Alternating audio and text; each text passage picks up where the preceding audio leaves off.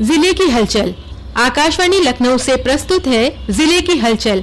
आज सुनिए हापुड़ और जालौन जिलों की हलचल। पहले सुनते हैं हापुड़ जिले की हलचल। आलेख और स्वर है रविंद्र कुमार का। हापुड़ जनपद की तीर्थनगरी गढ़मुक्तेश्वर क्षेत्र के दिल्ली लखनऊ हाईवे अल्लाहबख्शपुर कट के पास बीते सोमवार की देर रात एम्बुलेंस और कार की जोरदार भिड़ंत हो गई। हादसे में एम्बुलेंस सवार एक चिकित्सक की दर्दनाक मौत हो गई, जबकि एम्बुलेंस और कार सवार करीब 11 लोग गंभीर रूप से घायल हो गए, जिन्हें उपचार के लिए नगर के एक अस्पताल में भर्ती कराया गया। हापुड़ जनपद में स्वास्थ्य विभाग ने मंकी पॉक्स को लेकर अलर्ट जारी कर दिया है।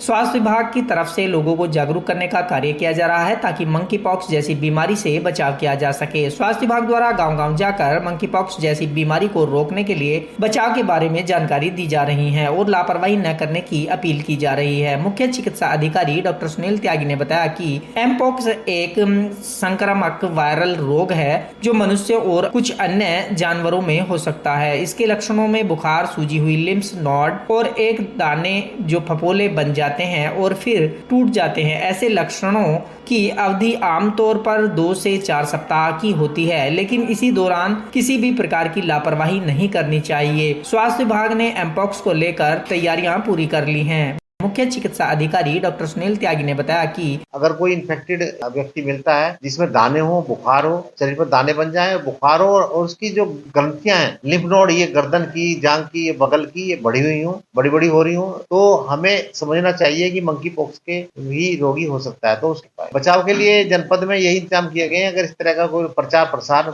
इसका असली बचाव प्रचार प्रसार ही है, और अगर कहीं इस तरह का रोगी मिलता है तो हम उसकी सूचना नोटिफाई करें और स्टेट को दें। हापुड़ जनपद में वन विभाग के द्वारा गढ़ रोड स्थित मनोहर रेजेंसी में कास्ट आधारित उद्योग द्वारा कृषि वानिकी प्रोत्साहन के लिए एवं बाय बैंक गारंटी कार्यक्रम के तहत गोष्ठी का आयोजन किया गया। कार्यक्रम में पर्यावरण और वन को सुरक्षित एवं संरक्षित करने पर जोर दिया गया। गोष्ठी में कास्ट से जुड़े उद्योग स्वामियों के अलावा किसान समाज सेवी उपस्थित रहे। कार्यक्रम का शुभारंभ प्रदेश सरकार के वन, पर्यावरण, उद्यान एवं जंतु जलवायु परिवर्तन राज्य मंत्री केपी मलिक ने किया। उन्होंने व्यापारियों और किसानों को पौधे वितरित भी किए। उन्होंने किसानों और अन्य लोगों से अपील करते हुए कहा कि क्षेत्र और आसपास में ज्यादा से ज्यादा पौधारोपण करने की आवश्यकता है। सभी अधिक से अधिक पौधे लगाकर पृथ्वी को और पर्यावरण को संरक्षित करें और पौधों का कटान कम हो। उन्होंने कहा कि प्रदेश सरकार ने देश के प्रधानमंत्री नरेंद्र मोदी और प्रदेश के मुख्यमंत्री योगी आदित्यनाथ के विजन को साकार करने के लिए प्रदेश में 36 करोड़ 50 लाख पौधे रोपित किए हैं। सभी को पौधों के महत्व को समझना होगा और पौधे रोपित करने के प्रति जागरूक होना होगा। वहीं हापुड़ जनपद के गांव पारपा के पास बने तालाब से वन विभाग की टीम ने घंटों के रेस्क्यू के बाद करीब 7-8 फीट के मगरमच्छ को पकड़ा। वन विभाग की टीम मगरमच्छ का रेस्क्यू कर अपने साथ ले आई। पारपा घनी आबादी वाला गाँव है जिसके पास एक तालाब बना हुआ है और पिछले करीब 15 दिन से ग्रामीणों में मगरमच्छ मिलने की सूचना से हड़कंप और भय का माहौल था, जिसकी ग्रामीणों ने वन विभाग को सूचना दी। सूचना मिलने के बाद वन विभाग की टीम ने रेस्क्यू का अभियान चला, मगरमच्छ को पकड़ लिया, जिसके बाद वन विभाग की टीम ने मगरमच्छ को गंगा नदी में छोड़ दिया। जनपद हापुड़ के गांव सपनावत में कर्ज से परेशान होकर एक व्यक्ति, उसकी पत्नी और बेटी के द्वारा संदिग्ध परिस्थितियों में जहरीला पदार्थ खा लिया, जिससे तीनों की मौत हो गई। थाना कपूरपुर क्षेत्र के गाँव सपनावत निवासी संजीव और उसकी पत्नी प्रेमवती एवं उसकी बेटी पायल ने जहरीला पदार्थ खा लिया, जिसकी बीते रविवार की रात मौत हो गई, जबकि उसकी पत्नी और बेटी की हालत गंभीर होने पर अस्पताल में भर्ती कराया गया। जबकि बीते सोमवार की सुबह प्रेमवती और उसकी बेटी पायल की भी मौत हो गई, जिससे गांव में मातम छा गया। सूचना के बाद मौके पर पहुंची पुलिस मामले की जांच में जुट गई। प्रधानमंत्री आवास योजना के तहत अब ग्रामीण क्षेत्रों के आवास विहीन और कच्चा मकान मालिकों को लाभान्वित किया जाएगा। इस संबंध में हापुड़ जनपद के मुख्य विकास अधिकारी हिमांशु गौतम ने विकास भवन के सभागार में योजना के पात्रों के चयन के लिए सर्वेक्षण प्रक्रिया शुरू किए जाने के संबंध में विस्तार से जानकारी दी। प्रधानमंत्री ग्रामीण आवास योजना में सर्वेक्षण का कार्य शुरू होगा और इस सर्वेक्षण के कार्य के लिए हमारे सभी सरकारी कर्मचारी लगाए गए हैं। जो भी लोग इसमें एलिजिबल हैं, अहर हैं, वो अपनी जानकारी हमारे सर्वेक्षण अधिकारियों को सही दें, जिससे कि बिल्कुल शुचिता पूर्वक पारदर्शी तरीके से हमारी एक सूची तैयार हो, जिसके आधार पर प्रधानमंत्री ग्रामीण आवास योजना में लाभार्थियों को लाभान्वित किया जा सके। यह योजना प्रधानमंत्री नरेंद्र मोदी की महत्वाकांक्षी योजना में शामिल है। इस योजना के तहत पात्र लाभार्थियों को 1,40,000 रुपए की आर्थिक सहायता 3 चरणों में प्रदान की जाएगी। सर्वेक्षण के लिए टीमों का गठन कर लिया गया है जो पूरी पारदर्शिता के साथ पात्रों का सर्वेक्षण करेंगे। सर्वेक्षण के बाद सूची तैयार कर पात्रों को लाभान्वित किया जाएगा, जिससे ग्रामीण क्षेत्र के आवास विहीन काफी खुश हैं कि उन्हें भी अपना आवास मिलेगा।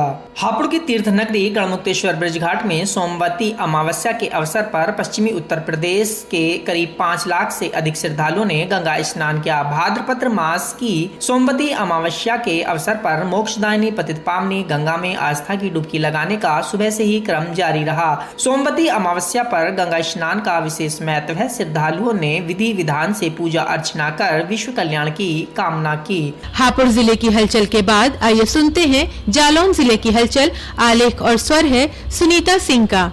जनपद जालौन के जिलाधिकारी राजेश कुमार पांडे की अध्यक्षता में कलेक्ट्रेट सभागार में जिला वृक्षारोपण समिति, जिला गंगा समिति, जिला पर्यावरण की बैठक कर संबंधित अधिकारियों को दिशा निर्देश दिए। जिलाधिकारी ने पेड़ लगाओ पेड़ बचाओ जन अभियान के अंतर्गत समस्त विभागों को निर्देशित किया कि शासन के निर्देशानुसार समस्त पौधों का रोपण किया जा चुका है। अब सभी विभागों को पेड़ बचाओ अभियान में बढ़ चढ़कर हिस्सा लेना है और पेड़ों की देखरेख, सिंचाई एवं सुरक्षा पर विशेष ध्यान दिया जाए। जिलाधिकारी ने निर्देश दिया कि समस्त विभागों द्वारा किए गए वृक्षारोपण की रैंडमली जांच की जाए एवं वृक्षारोपण में कमी पाई गई तो जिम्मेदार अधिकारियों के विरुद्ध कार्रवाई की जाएगी। प्रभागीय वन अधिकारी प्रदीप ने समस्त विभागों को अवगत कराया कि वृक्षारोपण की 100% जियो टैगिंग 5 सितंबर तक पूर्ण कर ली जाएगी। कहते हैं कि अगर जमीन उपजाऊ हो तो किसान मालामाल हो जाता है और अगर जमीन खराब हो तो फिर उसकी कठिनाइयां और बढ़ जाती हैं, उनकी किस्मत रूठ जाती है। और इसलिए माननीय प्रधानमंत्री जी के मंशा अनुसार भारत सरकार द्वारा किसानों के लिए एक कार्यक्रम चलाया जा रहा है जिसका नाम है मृदा स्वास्थ्य प्रबंधन योजना। इसके माध्यम से कार्यक्रम चलाया जा रहा है। ये कार्यक्रम 2016 में लॉन्च किया गया था। इस कार्यक्रम के तहत भारत सरकार द्वारा 5,400 का लक्ष्य रखा गया था जो विभाग द्वारा 100% पूरा किया गया है। विभाग द्वारा बताया गया है कि किसान भाई अपनी मिट्टी को स्वयं विभाग में लेकर परीक्षण करवा सकते हैं। इसके लिए किसान भाई मिट्टी की जांच के लिए हम 29 रुपए चार्ज करते हैं, जो सरकार द्वारा तय है कि कुछ जांचें जिले में ही हो जाती हैं और कुछ जांचों के लिए हमें झांसी भेजना पड़ता है। जब हम मिट्टी परीक्षण का परिणाम प्राप्त कर लेते हैं तो हम कार्ड प्रिंट करके किसानों को देते हैं ताकि किसान को यह पता चल सके कि उसकी मिट्टी में किस चीज की कमी है, किस चीज की कमी नहीं है, जिससे खेत और खेत की क्षमता बरकरार रख सकें और उसका पैसा बचाया जा सके। और इसी वजह से किसानों को इन जांचों के बहुत लाभ पहुंचे हैं। जानते हैं लैब असिस्टेंट रमन चंद से।